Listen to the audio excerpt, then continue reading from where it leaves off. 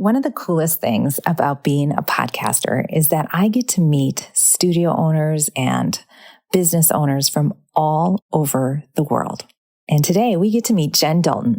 Jen Dalton is the voice behind the Dance Studio Empire and the badass business owner behind $1 Million Dance Studio and the Business of Dance Conference in Sydney, Australia. How cool is that?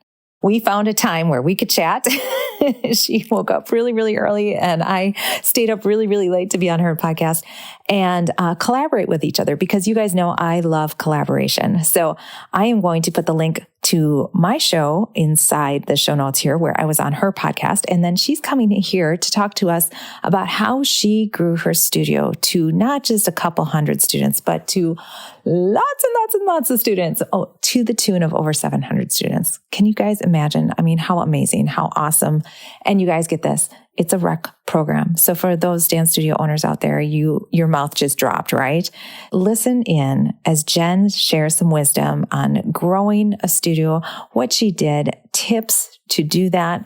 And you guys, it's really, really just awesome to hear somebody's story and where they came from and how they started and the twists and turns that happen and go, okay, I can do this too. And that's what we leave here with Jen. You're going to listen and go, okay, I can do this too. So enjoy. She's just a lovely soul. And I'm so glad to have her on the podcast.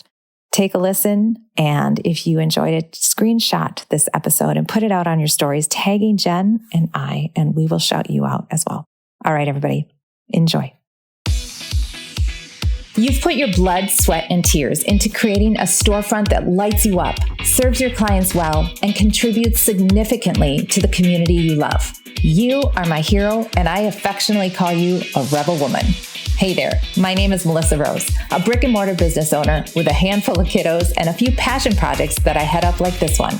I'm also your visibility coach and consultant for a service-based business like yours. I'm passionate about helping small business owners thrive in their community and become the only option in town for their industry. In this podcast, we're going to share the nitty-gritty of running a successful brick and mortar business by sharing stories, talking strategies, and learning practical tips to run a kick-ass business. Ready to be inspired, empowered, and equipped to create the small business of your dreams? Let's get real. All right, we have Jen Dalton here. Welcome to the Brick and Mortar Visibility Podcast. Thank you so much for having me. Yes, welcome. Jen Dalton, everybody, is coming in from Australia at a very early 6:15 a.m. and she looks just beautiful. She's all like fresh as a daisy. Well, I don't know about that. I don't know. Maybe you can relate when you know you've got to get up early. I think I woke up about 6 times last night, just making sure that I'd set my alarm right because I didn't want to miss it. So yeah, but I'm here and I feel great. Yeah. Well, you look good. Maybe later this afternoon, that wall will hit a little bit, but that's where we are. I'm at 2 p.m. where my wall is hitting. So I have my little Celsius here. So anyway, I'm so glad to have you because you are a dance studio owner, a very successful dance studio owner, and not a new dance studio owner. You have had your studio for 30 plus years. Yeah. We're into our 30th year this year. That's amazing. So super congrats to you. That's awesome. Okay, let's back up though. Let's just do, did you always want to be a dance studio? Was that always your passion or vision? No, I just fell into it and I was 14 when I started. So I was quite young and I was actually approached by someone to teach their daughter dancing in their garage. So I was assistant teaching where I was learning and this little girl was in my class and her mum asked if she could just have some extra lessons. And so I spoke to the studio owner that I was teaching for and asked if that was okay. And she said, yes, absolutely, go for it. And yeah, that's how it started with one student in their garage paying me $3 for a 45-minute lesson. Love it. I love it. That's how it often starts with us. Yeah. So can you give us the cliff notes of your journey of how you got to be where you are? Yeah, no worries. So that student, I started teaching her and then she said, oh, I've got 2 friends. Would you mind if they came and joined? And I said, yep, absolutely. That would be great.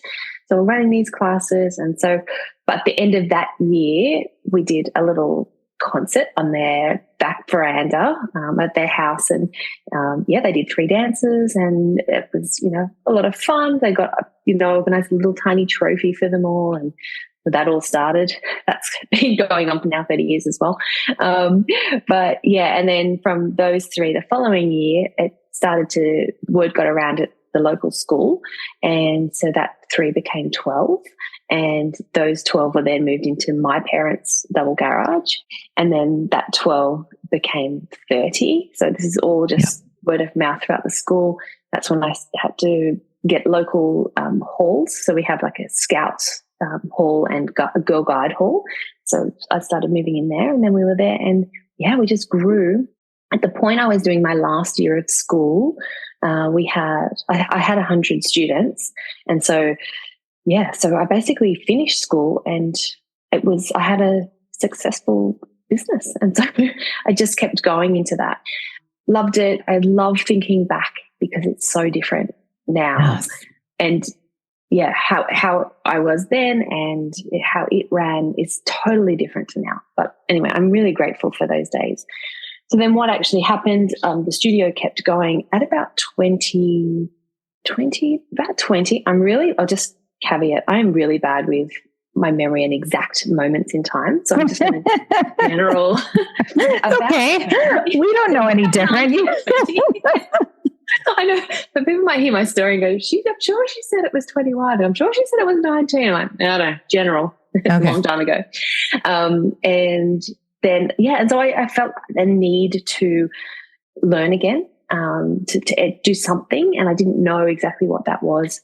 So I just started studying psychology and communications because I figured they were going to be helpful in whatever I chose to do.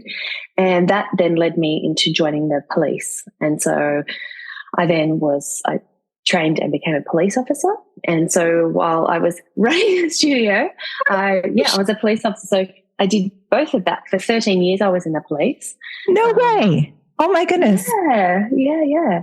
And so it was also there where I met my husband. So very early on. So I was still training, and I met my husband, who was in the police already.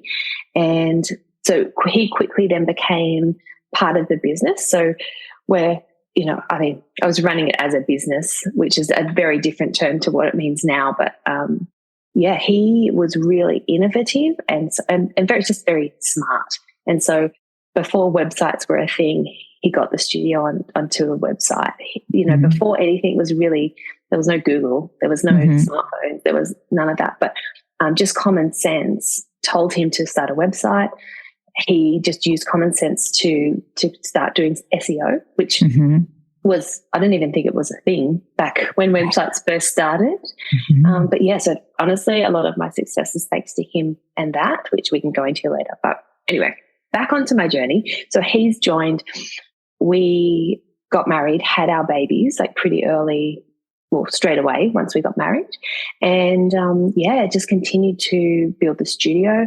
I just continued to study as well. So when I was on maternity leave from the police, I started doing my fitness certificates as well. So personal training and group fitness training, just that continual need and want to educate and better myself. Something I truly believe in, still to this day. And just kept growing, and then got to a crossroads where the business was going really well. My work at the police, although they were always very accommodating for me, I was really stretched. I felt like I was at a point where I could no longer give more to each. Plus I had a young family as well. I just got to this point where, and I just said to my husband, like, it's either we just plateau now and keep going the way we are, or we need to just let me put my energy into one thing and do it really, really well. And so at that point, that's when I resigned from the police. And so I went full on at the studio. At that point also, we put on my mum as a major staff member. And that was a big deal because that was a very big financial commitment, because we said to her, we'll replace her income. She was working full-time at an accountant's office. We'll, replace her income. It was a big risk for us financially, but the best investment we made, because she almost, 4 or 5 times our income with the work she could do. So because it left me then to do other stuff in the business. Right. And that is, I go back to that as to how powerful it is to invest, and just sometimes you just have to take that risk, a calculated risk. I'm not saying, and we are not massive risk takers, my husband and I, but that was one that did pay off. So was your mom your first hire? No. Or did you have teachers? I did. I had teachers. They were all homegrown though. So at the point where, they became assistant teachers first, and then as they got to 17, 18, they then became, I call them senior teachers. Yep. And I talk about the evolution of how I was able to let go. And that happened really slowly, that trusting someone else and, that relinquishing of power, which it was hard, but And I look back, and at first I was in a position where the studio that I was teaching, which was still a community hall at this point, there were 2 studios. One was upstairs and one was downstairs, and there were actually windows downstairs. And so I was teaching upstairs, and I could just continually look down to make sure everything was going okay. And it wasn't that I didn't trust the teacher. It was just this thing inside me. It's like this letting go of control. Yeah. Can we talk about that? Because even people that aren't in our industry, dance studio industry, that is a legit thing of letting. I was talking to a realtor, and, even her letting go of control in communication with, she wanted these, they came to me originally, so I should work with them originally. And she's growing a team. And I was like, I'm not in the realtor business, but I think that might be an opportunity for you to, if you want to grow your team, you need to enable your team to do the work. And that is so, so hard. And we have windows in our studio too. So it's really hard for me to even be at the studio when somebody else is teaching, because they may not be doing it exactly how I would do it, or the pace of the classes and how I do it, but they're doing it in their own way really well. So how do you talk a little bit about that, or share some stories about that, or maybe tips you have for that? Yeah. So I started like that, and I really think it is a muscle, and it's something that you just have to keep doing, and you just get better at it and become okay with it. And so it was slow. So it was that first year I was able to just, for my own peace of mind, just keep making sure everyone was happy and following through on what my promises were to these families. And then I was confident with her. So I'm like, okay, great. And then I started to bring in some more senior teachers to teach my older children at the studio. So, I was at a point, again, self-awareness is another big factor. And I was at a point where I'm like, I just don't feel like I can give these students who I've been teaching since they were, pretty much in nappies. They're now our older teens. And so I feel like I need to bring someone in. And then, so I found some great teachers to come in. And again, they were in there, and I just would set up a desk. It was a strange setup, the studio was, but, I just sort of set up a desk at the end of the room and do work. But I mean, those poor teachers, I can't be sitting there watching it. But yeah, it was just, I don't know, I was constantly worried. And then they were great, and the kids loved it. And I'm like, okay, that's okay. So that was one more step. So then I was able to move downstairs. And then when we started our first location, it was at a different location. These classes were actually being run by my cousin, who I grew up dancing with, and her mum was the one who owned the studio I grew up with. She had owned her own dance studio in our Central Coast, so about an hour away from where I am. And I still remember at the end of every, so I know how great she is. I wouldn't have hired her, but she was so great. At the end of every day that she was teaching, I would go, how was class? Was everything okay? So again, it was at that next step. But then that became okay. She was doing a great job. And then it just continued. And so now my studio currently, there are people that don't know who I am. And I'm actually really okay with that. And I say to a lot of studio owners, it really becomes about you and how you feel. And so they're almost hung up on not being known or, taking up. So I think it's just practice, and it's just doing it and becoming okay with it. And doing it slowly worked for me. Like if I had just rushed in and stepped back, I mean, I couldn't have done that, but I think that would be harder. But just slowly, just little bit by little bit, and and hire smart. Choose who you hire, I think makes a big difference as well. You said a lot of things there. And when you said you would check in even with your cousin, who you knew was a really good teacher, but you would still check in with her at the end, people might perceive that as micromanaging or being, not letting go of control. But there is that delicate balance of being available and training in and making sure that you as a leader are able to communicate with your people so that they know that you're available and that you have their back. A lot of people hire and then they don't allow that opportunity to train or to have that communication given. And that's where the wheels fall off the bus. And then we don't love our team and our team doesn't love working for us. So it sounds like you did that really well. You were super intentional with that. And I love that you went slow, like just really taking your time to bring in those people. Can we just speak, how big is your studio, and tell everybody where you're located? Yeah. So we're in Sydney, Australia. At our peak, we had 1,200 students and we had 6 locations. I had just over 30 staff members, so teachers and staff. That was at our peak. We grew very fast. So we were growing at about 200 students a year. This was a very conscious decision that my husband and I made, that we were going to grow, and what we were doing was working. And got to this point and it was running. So I was at this point not doing any teaching. So I had stepped right back. Actually, I might have been teaching our preschool, our babies, in the mornings, a couple of mornings a week. And and so it just got to the point where everything was running. And then one day I just started to feel like I, again, was spreading myself too thin. And I was starting to feel like I can't check in at this location to, even just to drop uniforms off, or someone needed this. And I thought to myself, okay, so at what point do you stop? At what point, and so for us, it was at that point, and we looked at each other, and our kids were in their next phase of life. So they were that little bit older. So things were starting to happen. And so I made a decision to consolidate. And so it was a conscious consolidation of the businesses. Now, surprisingly, that, you do lose a few because all of a sudden the location doesn't become as convenient. However, we didn't lose as many as I thought. And so at this point, we'd bought our own building. We, that was all decked out. So a lot of kids were able to come to that, or they moved to other locations, pretty close by. Yeah. And same financially, you don't lose as much money as you think because your expenses are reduced. So right now, at the end of last year, I sold off a new area. So if I take a step back, we'd grown, we'd consolidated, and then about 6 years ago, I just said to my husband, I really feel like we need to just prove that, because I was starting to work with studio owners. That's why. So I started coaching them.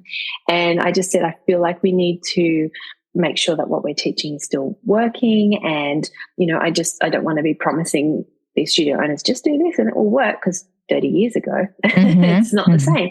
And so we started another studio in a different location. And it basically in the 5 years, went from 0 to 250. And that was 2 years of COVID in that as well. Wow. That studio was being completely run and managed by one of my senior teachers. And so she was doing that. She was obviously consulting with us, but we were letting her have creative control. We truly trusted her, everything. And so at the end of last year, we sold that. And so we were sitting at about, I think about 900 students. So we sold off that. And I actually haven't done our count this year. So I'm thinking we probably at about 750, but I really do need to check in with my admin team. Numbers are really irrelevant to me. Like it's a funny thing. The numbers just don't matter. I just know our classes are really full and we have wait lists and everyone's happy. So we're doing good. Interesting to hear you say that as somebody who, because I know you're probably saying that facetiously because you're a business coach for studio owners. You help studio owners. I mean, we want to know our numbers. We want to know where things are at. I mean, but you're at a place where it's not like you're totally losing sleep if you lose 10 students or 50 students or 100 students, okay, so let's talk about that newer studio, because you wanted to test your philosophy on that. And this is a visibility podcast. And I love hearing different people talk about visibility strategies that work for them. For me, it's collaboration with other like-minded business owners. What is something for you, Jen Dalton? And you have different spokes of your business, so we can speak to that as well too. The different things, businesses that you have. What strategies are working for you, or that you find success with in getting your brand and name out there? So I feel really grateful that we had the years of experience with the website starting early and the SEO starting early. Yes, it is still that successful because of consistency. And I know that's a really boring word, but it honestly is the underlying factor for everything. So I look at, our brick and mortars, we're consistently updating the website. We are consistently on social media. We are consistently trying to stay 1 foot ahead of everybody else. It's just a matter of, I say, being relentless. Relentless comes across as a negative word, and I don't mean it as a negative word, but it's just about continuing, even when you're not seeing the response or you're not feeling like people are seeing you. If you just keep going, it just happens. So that's exactly how we did it with our second brick and mortar that we started, from complete scratch. And as I said, the girl that took that on, all the credit to her for that, because she was just continually on. And this has been, reels were starting and videos were starting to become a big thing. And she just put herself out there. She just continued to challenge herself, to challenge her comfort zone. And she took it from 0 to 250 in the 5 years, which is a real credit to her. For us now, we still do the same with our studio, with my other businesses that are newer, same thing. It is just, and that was starting from 0 again. And and I'm now seeing the momentum of that now. It's all just picking up. So that's for us. So I love that you talk about collaboration. And I was even saying to my husband how I just love some of your philosophies, and it's being able to speak to someone having a different idea. I'm like, yeah, wow, I never actually thought of that. So we do a little bit of collaboration with other businesses not related to dance. So the local cafe, the local schools, we try and get in and do, classes there. We run discos there, things like that. So that's pretty much it for us. It's so funny because I preach the same thing here with the SEO and consistency. It's not really exciting. Like, it's not flashy. It's kind of boring, and you got to kind of do it all the time. And you don't see these huge bumps, but then all of a sudden you look up, and 3 years later you're like, and you look your numbers and you see the traction and you see the projection, and you're going, oh my gosh, but it's just really that consistency factor. And I'm glad you leaned into SEO, because that truly, I just really dialed in on that here. And, that is something that nobody really talks about, that nobody really puts the energy behind talking about SEO, at least what I'm seeing. Everybody's flashy with the social media and the reels and the TikToks and all that stuff. But that SEO, people are Googling you. They're just where's the dance classes? Who's doing this kind of dance, or who's doing this kind of physical therapy, or where's the chiropractor that works with this kind of person? That's what they're looking for. So I love that you spoke to that. And I didn't even tell her that, y'all. I didn't coach her to say that. So that's awesome. Okay. I do want to talk about though, and for those dance studios listening, you have a rec program, right? You said you had a rec program, which that makes me so excited. Like, I was just so happy to hear that, because that's usually when people talk about big numbers like you have, they have a competition program or other things that bring in. So that's quite impressive.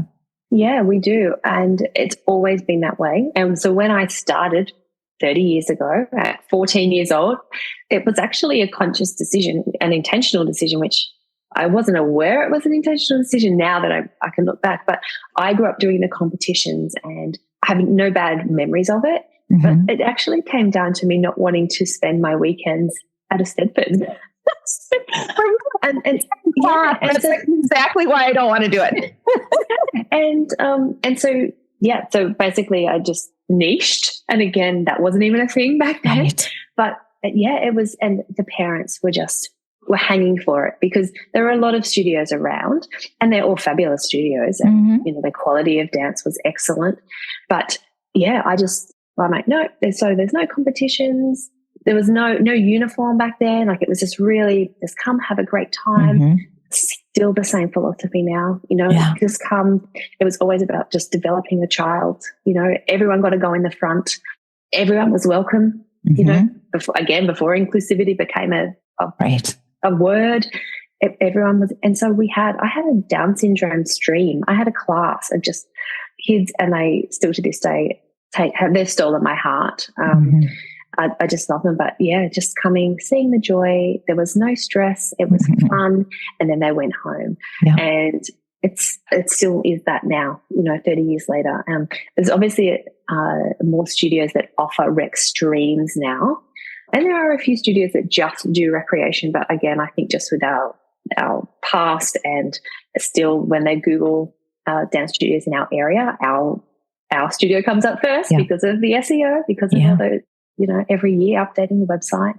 And and we have low fees. Like, it's not over the top. So it can be done. And that's what I try and encourage business owners who, are feeling the pressure to do what other people are doing, or the only way to be successful is ... I'm like, no, it doesn't have to be that way. Oh, I love it. It's when I heard you say that for the first time, it was such a breath of fresh air, just like a release off my shoulders. Cause I get, not that anybody's pressuring me, but people are like, Melissa, you're leaving so much money on the table by not doing competition.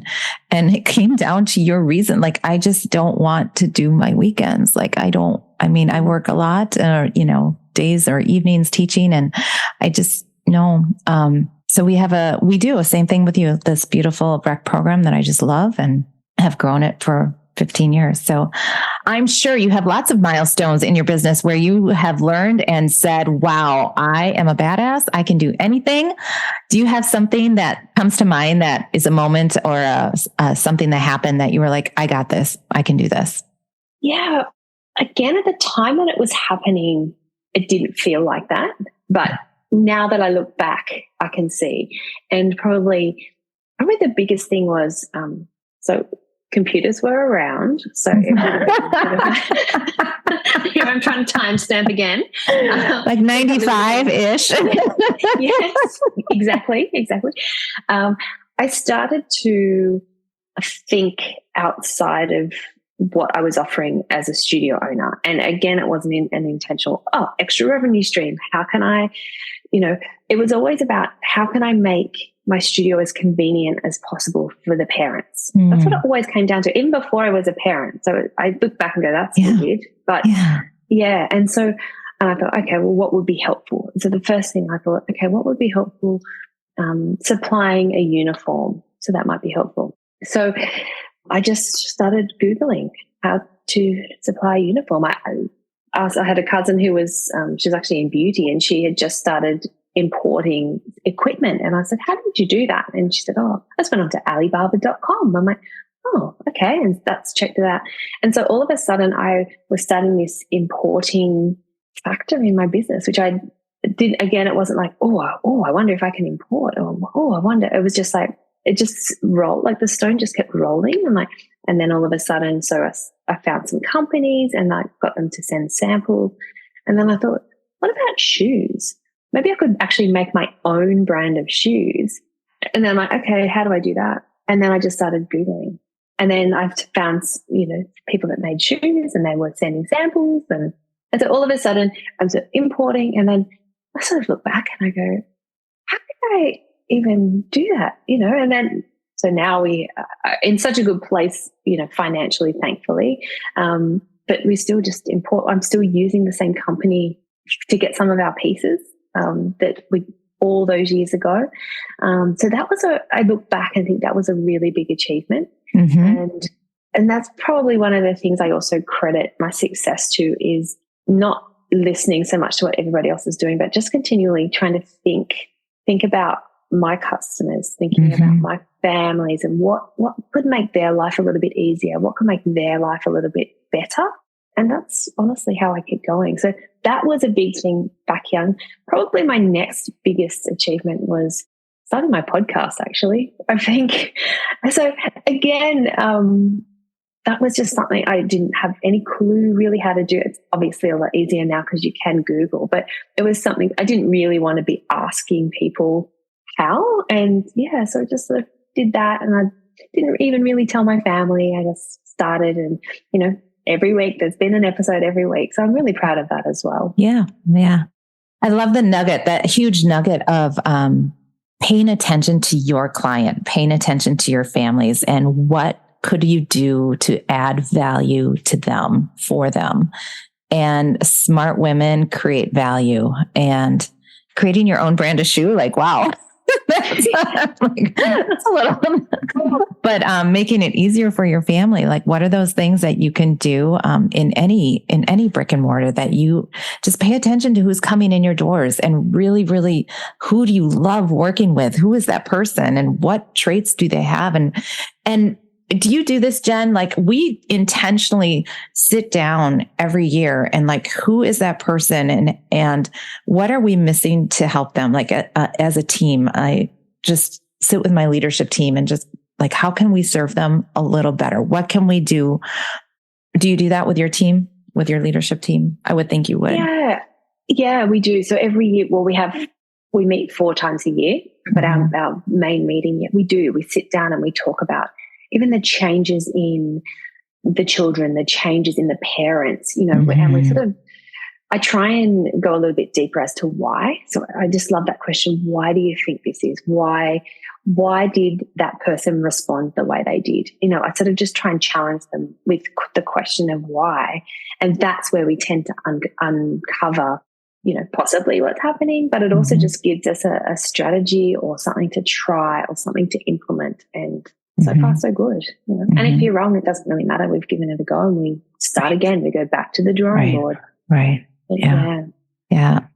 I want you to just share a little bit about your $1 Million Dance Studio, the Mastermind, and the Business of Dance Conference. Share everybody about that, and then we'll wrap up. Yeah. So 7 years ago, maybe. About 7 or 8 years. I really needed a big calendar of my life. I started having studio owners approach me and just say, do you mind sitting down for a coffee? I just, I'm seeing your success. I'm hearing about your success, and I just would love to know, struggling. And so I was more than happy to do that. Yeah. I still love doing that. And so that evolved into now where I'm coaching and spending, more time focusing on running the business of dance. I actually do work with a few other small business people as well who aren't actually in our industry, which is really exciting as well, because that does challenge me. And so that's been my focus, and sort of, again, consistency in that. There have, of course, been ups and downs, and there was COVID in the middle, but that momentum is just really picking up now. And so then that led to more one-on-one coaching, which then led to almost a divide in the clients that I was working with. And so there were the newbies, the ones who were just starting, and then there were the ones who have been around for a while. Their studio's really big, and they were ready to take the next level. And so, and so then it was like, okay, again, I'm listening to my people. Okay, there is now a need. I need to separate this. And so that's when I brought in the mastermind, which is our high-level studio owners. And these are the girls and guys. I just have girls at the moment, but the girls and guys who are, they're ready. They're pushing that comfort zone. They're ready to invest. They know the power of investing, both financially, but also in time, because we are so limited with time. So they're smart enough to be able to move forward. They know they have to choose where they're going to invest. And if they invest with me, then hopefully, so far so good, can help take them to that next level. And that's just, I dive in.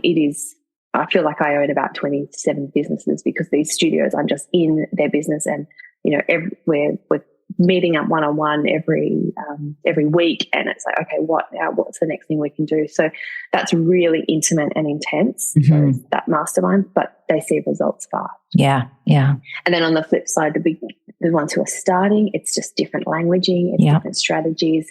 We're working with different things. We've got mindset at the top. Down here, we're still working on strategy. And I just love I love watching the progression. I just love watching the hope. I just love watching or decisions. So sometimes they just need to make a decision that it's time to close or sell. And that is a thing too. And I they don't have to feel bad about that. They're just ready for the next chapter, and that's okay. And so then sometimes we're tidying up a business to sell. And so, yeah, it's a big array. And so the Business of Dance conference. So this year's the first year I'm holding this, and it is a day just for dance entrepreneurs. So it's all business. I'm going to be bringing in the coaches and the mentors that I've used over the years. They're going to come in. We're going to talk strategy. Again, in the room, we're going to split. So there'll be, talking to everyone, and then we'll be splitting. So splitting into the ones who are in the 5-year plus bracket and the starting people, just so we can really get in your strategies. We have some great dance festivals, conventions. We've got an expo starting this year for the first time where people are coming in, but this is just for the studio owner, the CEO who really wants to just take their business to the next level. So, and I'm really excited about connecting with them because it's different. It's different. And it's a funny business because we are creatives and we're business owners, and that sometimes doesn't mix well. So yeah, I feel like it's my mission to help those people. Yeah, I love it. I love it. And well done. Congrats on all your success on running a studio for over 30 years and then going into the $1 Million Dance Studio Mastermind and coaching. I've watched you start that and grow. And so it's fun to see that flourishing as well. So good luck with the Business of Dance conference. To me, I would be right there. That is totally what I want. We are trying to do our regional one, create a regional one here because I think it's totally needed. It's totally needed. But any last nugget of wisdom for that female entrepreneur? No, just keep going, but listen to yourself, listen to your body. And if you do need to rest, you should be resting or slowing. I think where the pace of life is so fast right now and everyone's trying to keep up. And I think this is why so many people are getting to that point of burnout. And so, keep going, be consistent. It doesn't matter if you're not kicking goals every day, as long as you're walking onto the field. And you've got it. You've got this. I just have to keep remembering you've got this. And you can always make decisions. So, and it's okay to change your mind. If you have not checked out the Dance Studio Empire, please check out Jen Dalton on her podcast. She does share a little bit, actually quite a bit. You share a little bit about burnout and just rest, and the importance of that has played into you and your journey. You have some kiddos that you talk about being a mom too, and the way you parent them. And I love that, as that was inspiring to me. So, and even if you're not a dance studio owner, go check her out and take a listen. So, Jen, I appreciate you coming on the Brick and Mortar Visibility podcast, sharing your wisdom, and especially helping us dance studio owners be even better. And I appreciate your new friendship, and I wish you all the best. We'll be in touch. I know we will. So thank you. Thank you. Thank you so much for having me. It's been a pleasure. Of course. Of course. All right, everybody. We will see you here, same time, same place next week. Peace. Bye-bye. Oh my goodness, you are still here. You are so awesome. So here's what you're going to do. Number one, you're going to click that follow button so that you can get the latest episode of Brick and Mortar Visibility every week. Second, leave an honest rating on Apple iTunes. This is how more people can know about Brick and Mortar Visibility. And number three, come on over to Facebook into the Rebel Women Tribe. The link is in the bio. This is where I hang out and share with you every week the nitty-gritty of running a studio business. I share with you the tips, tools, and strategies that are working right now in my business to help you in yours. It's real, it's raw, it's unfiltered, and it's fun. So come on over. I'd love to meet you.